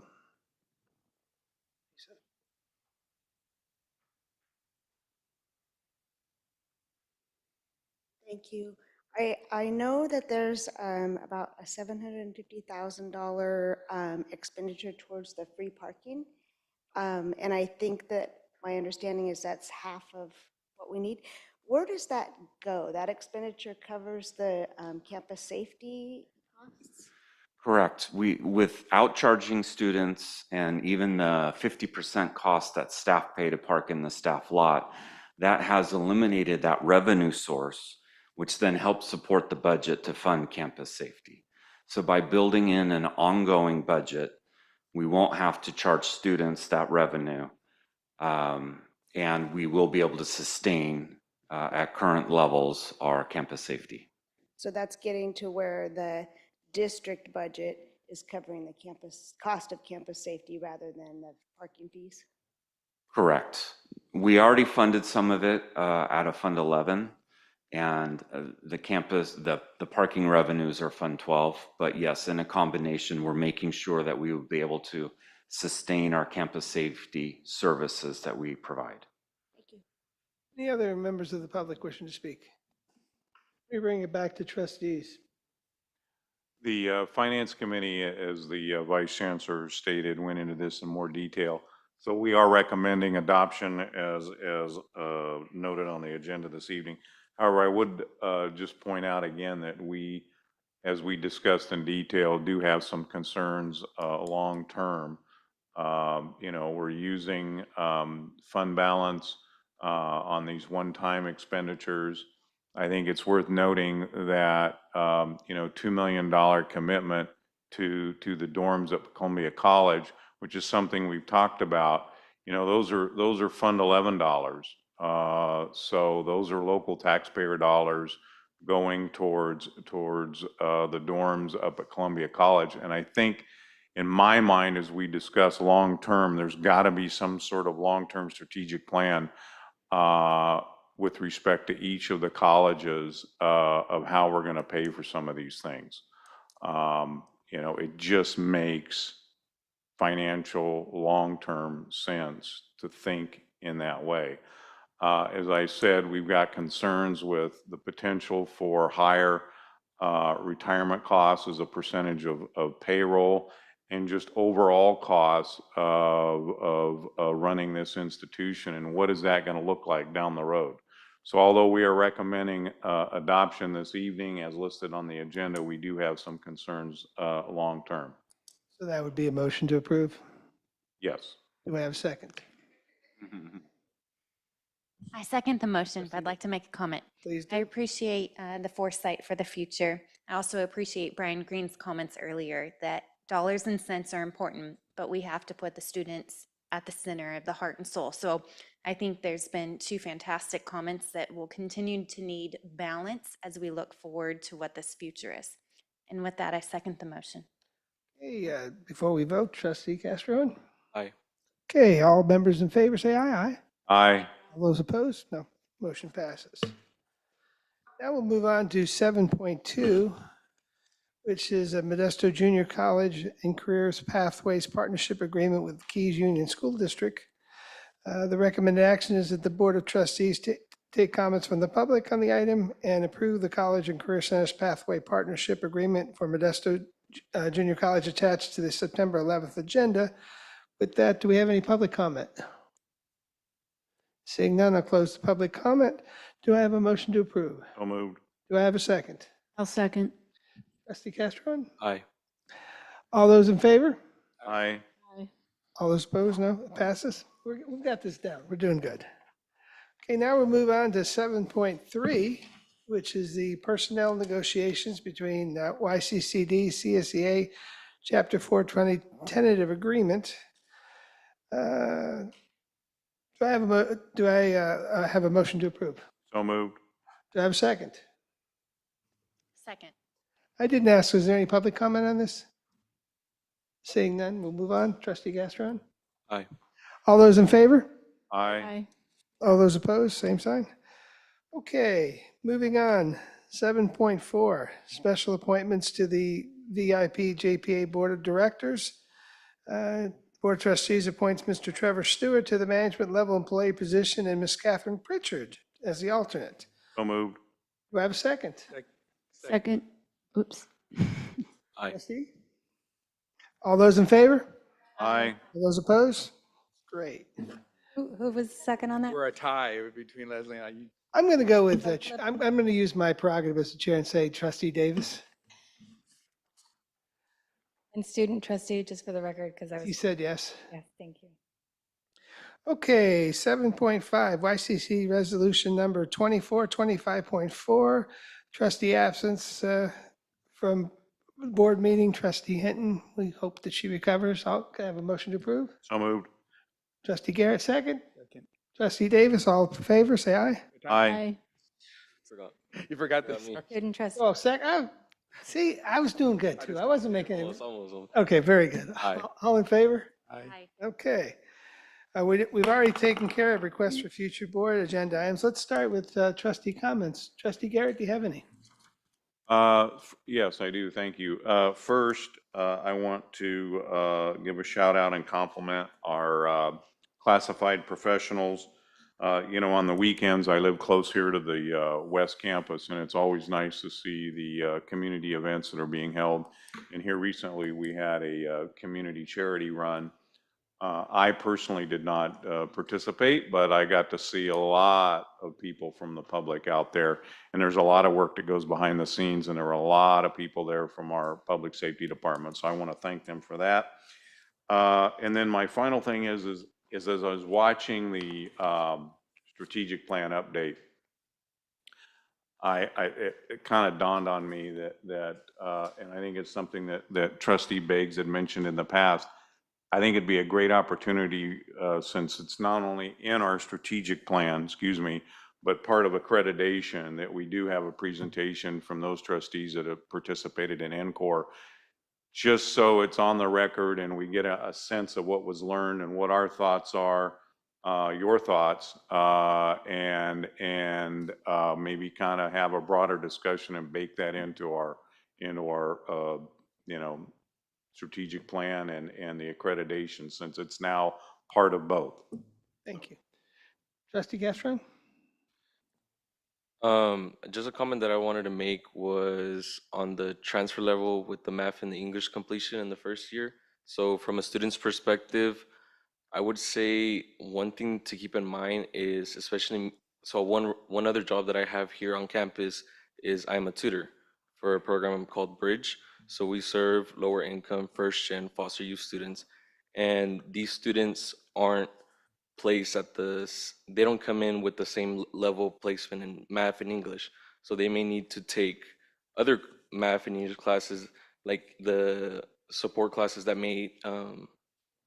they may need, like, what I'm trying to say is that they may need, in my case, I had to take stats, right, as a student. And I also have to take calculus and Calc 1, Calc 2, Calc 3. There's different requirements for UC, CSUs. They have their own, even some CSUs are different than other CSUs.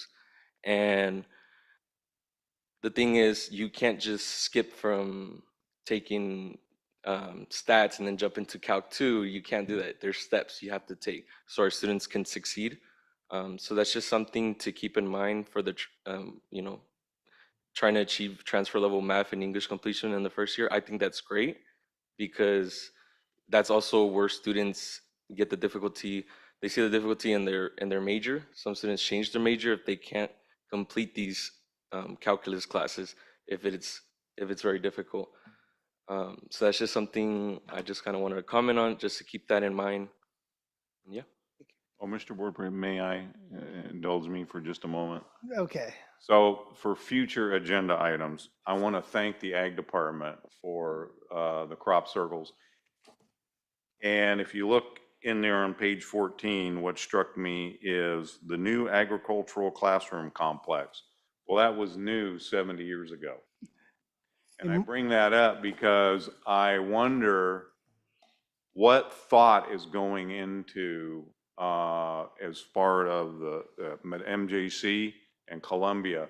What's the plan for what are we going to look like, as it says in here, the next 100 years? Not just for the Ag Department, but for our entire colleges. How is that going to look? How are we serving our community? And if we don't have a committee, it's time we got on the ball and formed a committee, because things are changing out there and people are moving towards more of an integrated higher ed with career and technical education component. You can have both. And I think that's the trend, and we need to see how best to serve the needs of our community long term. And that comes where we're going to have a serious conversation about a very specific targeted bond effort that's going to reach those goals. So I'd like to see some discussion on a future agenda item. Please hold up the back of that. The magazine is in the bottom. That's where Trustee Nicolaus' grandfather is featured. Yeah. Trustee Davis. Thank you. Appreciate the presentations tonight and the work on the strategic plan for improvement. I appreciated that as well. With regards to enrollment and the student demographics and whether there's disproportionately impacted student populations on enrollment, I didn't hear tonight. And it struck me, is that something that we should be concerned about? And one of my roles outside of this role is I facilitate a partnership between a high school and Merced Community College. And in their equity plan, they call out, hey, we have to, reach out to males, particularly males of color. And so maybe that's something to consider for a goal in our strategic plan. Addressing achievement gaps. So in K-12, we had an accountability avalanche. No Child Left Behind. Very accountable for every demographic. In fact, there was such energy around it that the superintendent of public instruction, he called a summit, the Achievement Gap Summit in Sacramento. And school administrators and board members, and we all came to this summit because what are the answers to address the achievement gaps that exist? There were 120 breakout sessions, and I was there to present at one of the breakout sessions because high school where I was a principal, we had shrunk our closed achievement gaps. So maybe that's something to say. Well, of the 120 breakout sessions, addressing instruction as an element of closing the achievement gap, how many of the breakout sessions do you think had anything to say about instruction? Well, if you had a broad view and you say anything would count, there were 26. My presentation was entitled, Close the Achievement Gap by Improving Instruction in the Core or Forget About It. So that's hard to hear sometimes when you're in education is what? You don't think we're perfect or doing everything that we can or all. The point is that the students that you are responsible to instruct are the ones that come to you. Sometimes we'll look back and say, boy, if the high schools could just prepare them better. Then what do you think the high schools say? The junior highs could just prepare them better. And then junior high all the way down. If parents can just prepare them better before kindergarten and all the way back to the womb, I guess. But you have the students that are in front of you. I really appreciated your comments right now because that showed a clear strategy. But unless our strategies say, hey, we have to take a look at as one of the actions to address achievement gaps is, what does our delivery of instruction do? How are we in the classroom? Because at the end of the day, whether it's K-12 or community college, it's about teachers and students in the classroom together. And there's such hard work going on there, but where is the feedback on the instructional side? And so I really appreciate that we have targets, but it's going to be the actions that we take as an organization if those targets are going to be realized. I understand a demographic is a subgroup compared to the total group. I get that. But at the end of the day, it's the quality of instruction, really. And I just want to say to our instructors that are out there, and you're giving it your best and you're giving it your all, good work for you all. Thank you for all that you do for our students. But there was a mantra that we had. Scores rise when instruction improves. They're not going to get any different kids. Okay? We've got to keep working at it, And this isn't meant as anything other than a lived experience that I think maybe can be expressed in a way that's not evaluative or not, accusatory or anything. But it really is a heavy lift to close achievement gaps. Setting a target's wonderful, but the heavy lift is What can we do to support our instructors who are trying to support those kids and to look at our instruction? And I'll get off my soapbox, but that's, I think, where the crux of it is. Trustee Beggs? I appreciate the comments. I think people know that when we went to NCORE, we went to present, and we're going to do the presentation again. We missed seeing Giselle at our presentation, and so you have another chance to see it. However, we did go. It was really interesting, and I'm happy to talk about it.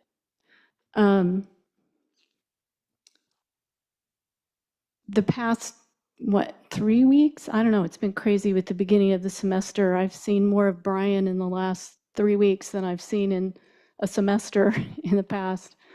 Went to a lot of events, and it was great to see the energy. And before I get to all the events that I went to, I really want to say thanks for the presentation on speech. I've been asking for faculty presentations for forever because, as Don pointed out, that's the main purpose that we're here for, is instruction. And we have a lot of great programs. We have great things going on, and I love that. So I'm really glad we got that, even though when I was a student here, I was absolutely terrified of the speech class, and I avoided it so definitively that I didn't get an AA degree. Even I was transferring to Berkeley, and back then, long story, I didn't actually go there. I went across the country, but that was my plan at the time I was here. You didn't have to have a speech class to go to Berkeley, and I was very thankful for that. And I hear that's changed. But anyway, now that I am talking many years later. So anyway, I went to the Classified Professionals Appreciation Breakfast, which was great. I saw Amanda there. It was so nice to see some old friends from my days teaching. The summer board retreat, the faculty orientation luncheon, which is great to see so many of our new faculty. I've been involved with the BEAM circular stuff, the acronym-rich environment of the egg bioeconomy. So I went to, for a long time, I was in one of the work groups. So I went to the bioindustrial engineering BEAM circular talk on the 20th of August, the Fall Institute Day, which was really interesting. West Fence, I've never been to a music festival on campus before. That was very cool, the college night. The Welcome Day, I'm on the MJC Foundation Board, so I went to the donor wall unveiling, which was great. There were so many people there. It was super hot, but it was really nice. It was really nice, even though it needs to be repaired. You can tell it's going to be a nice thing, which was kind of a nice thing because I also had to give a speech, believe it or not, at the opening of the Centennial Campaign. And so this is the closure for that. So I was nice to be there on both ends of that.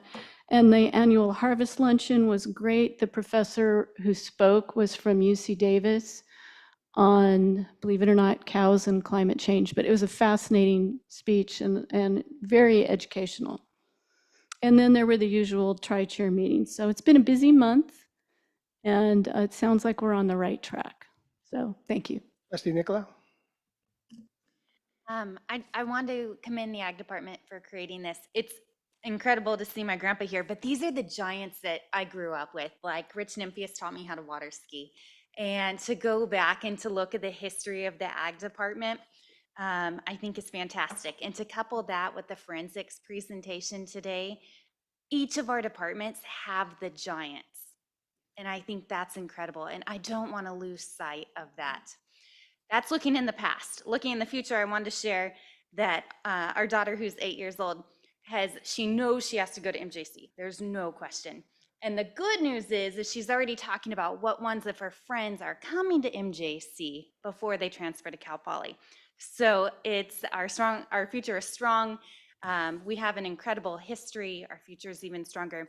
And thank you all for staying tonight. You're probably hungry and tired. You're just staring at us the whole time. I want you to know I appreciate you being here. I truly mean that. So thank you. Thank you. I want to once again apologize to our faculty, staff, and students for this bus shuttle fiasco. Frankly, I'm embarrassed I'm angry because this board was very clear with staff that this shouldn't have happened. So I hope this is fixed by the next staff meeting or the next board meeting, or there's going to be there'll be some further action because this is just not acceptable. On a positive note, at the last board meeting, President Tran mentioned how Columbia College achieved a national ranking. Chancellor Young, I'd like you and President Sanders and your team to work with President Tran, so hopefully MJC will be ranked next time. So with that, we're adjourned.